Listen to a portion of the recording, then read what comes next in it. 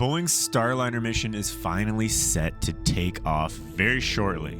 Let's talk about it. Hey guys, welcome back. Much Adventure here. Today we're going to talk about the Boeing Starliner mission, which is actually finally, if you guys have been following this, has been set to launch on May 6th. It looks like with their first test. So this mission is called the Crew Flight Test. It's been delayed for 4 years. I'm not sure if you guys have been following the whole Boeing Starliner situation, but it has not been. I don't know if you've been following the whole Boeing Starliner thing, but it has not been ideal for Boeing. There's been so many delays, and like I just read, it has been this very mission where they're going to send the first humans ever on this Starliner spacecraft. They're going to send them to the International Space Station. It's been delayed 4 years. What I love about this article, though, is the first quote. I'm sure we'll find things out. What? Is that not the most Kerbal Space Program thing you've ever heard? You're in space. What are you going to find out? Anyway, so what else is new about this mission is that they're also going to be the first people to ride on board on the United Launch Alliance Atlas V rocket, which looks like that.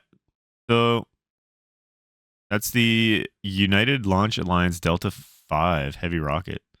Delta 4, sorry, heavy rocket. Very interesting. So let's just take a look at this article and let's see what is going on, and then let's talk about what's going on with Boeing, and then we'll pop into the Reddit and see what people are saying, because I always love doing that. People much smarter than myself always have great things to say about this stuff. So, do we expect it to go perfectly? This is the first human flight with the spacecraft. I'm sure we'll find things out. He doesn't even answer his question. We expect it to go perfectly, and then just leave that completely open. Okay, so after he and Williams arrived on the tarmac in a 2-seat T-38 jet, that's why we do this. This is a test flight. So when you do, you expect to find things. We expect to find things. So they are fully on board thinking this is a test. How amazing, how badass is it that, like, if you're the media, you're waiting on the tarmac for astronauts, and they just fly in on a jet. That's unbelievable. Oh, that's so good. We had the kitchen sink essentially thrown at us the other day on a sim, and we came out fine. One of the things I was thinking the other day was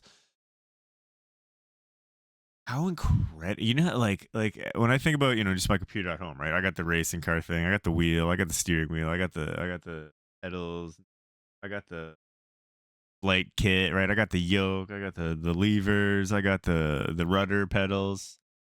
How cool would that be if we could jump into a simulator, kind of like a Starliner or something like that? You know what I mean? Like, there's so much out there. Microsoft Flight Simulator, DCS, that whole flight simulator game. There's so much out there for hardcore flight simulation. Could you imagine if there was something out there for, like, space simulation? Yeah, we do have Kerbal Space Program, but I'm talking like you're an astronaut in the spacecraft. I mean, that's the next level. To me, kind of a missed opportunity from these companies like Boeing, especially, why would you not put your sim out in the public and let everyone try it and figure all these different things out? You know what I mean? I think that would be such an easier way to test your stuff. I mean, I guess you don't want to put out your intellectual property and then have other companies copy you or whatever the case is on that, but one day we will probably play a space simulator game, and it will probably be amazing. Anyways, so Boeing, alongside SpaceX, was tasked by NASA in 2014. That's crazy. To send commercial crew missions to the ISS. So this is what I read on Reddit, and this is something so interesting I find. So Boeing, alongside SpaceX, in 2014, NASA asked them, here's your guys' missions. To the spacecraft, right? Like, you guys have, SpaceX, you got all these missions to fly people to the spacecraft, to the International Space Station. Boeing, you also have all your stuff to do. Okay. Here's the crazy thing. This guy said it in Reddit right here. This is the crazy thing. If you said 10 years ago that SpaceX would beat Boeing to launching the crew, most people would have agreed with you, right? But if you suggested SpaceX would complete their entire initial contract of crewed launches before Boeing even did their first mission, you would have thought that was crazy. 100%. That's exactly what happened. Boeing went from being the go-to company when it comes to building spacecraft. Now they can't even build planes. That's, to me, something's wrong. Like when you watch, I think there was that Netflix documentary on Boeing and about how they put in this, all these planes started crashing, and they really tried to blame the pilots, but it ended up being that Boeing put in this what was it for now? Um, I forget, but it was something like the planes like the tail rudders or something, or the was like constantly going up, and the pilots couldn't even fight it back down. So like it was just crazy. And that was a Boeing thing, and that's because they updated their software. And I guess in the FAA or in the airplane world, when you update even one tiny piece of code, you need to like vet it through this whole giant thing and have all these tests and all this stuff, and you have to submit, resubmit all these pilots for training and redo all this stuff. And they didn't want to do that because of time concerns and money concerns and stuff. So what they ended up doing was just making these software updates, not telling the pilots. Pilots had no idea what was going on, and then the planes started falling out of the air. And if you look at Boeing, even today, they're not doing that great. They're not doing that great. Uh, Something like I forget who bought them out. There's a company that bought out Boeing, and it's essentially just a giant huge massive corporation. And then Boeing stopped being all about, their number one thing was safety, and now it's not. So now it's profit. So crazy, really crazy. So yeah, this is crazy. But so Boeing's commercial crew contract is 4.2 billion compared to SpaceX's 2.6 billion. This is what we just talked about. But while SpaceX has sent 11 crews to the ISS aboard Crew Dragon, Starliner was delayed by 4 years.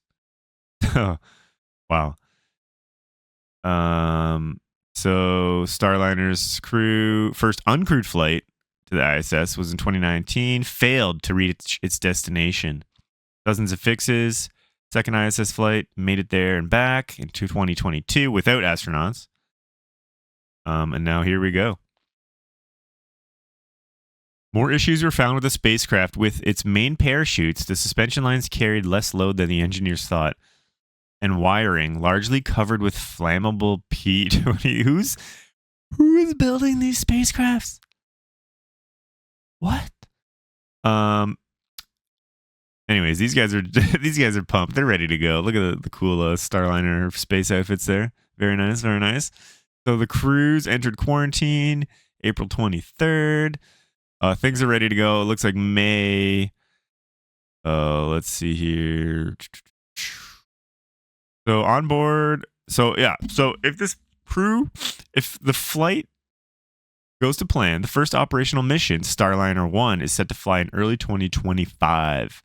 On board Starliner 1 will be NASA's Scott Tingle, NASA's Matt Fick, and the Canadian Space Agency's Joshua's Kutrick.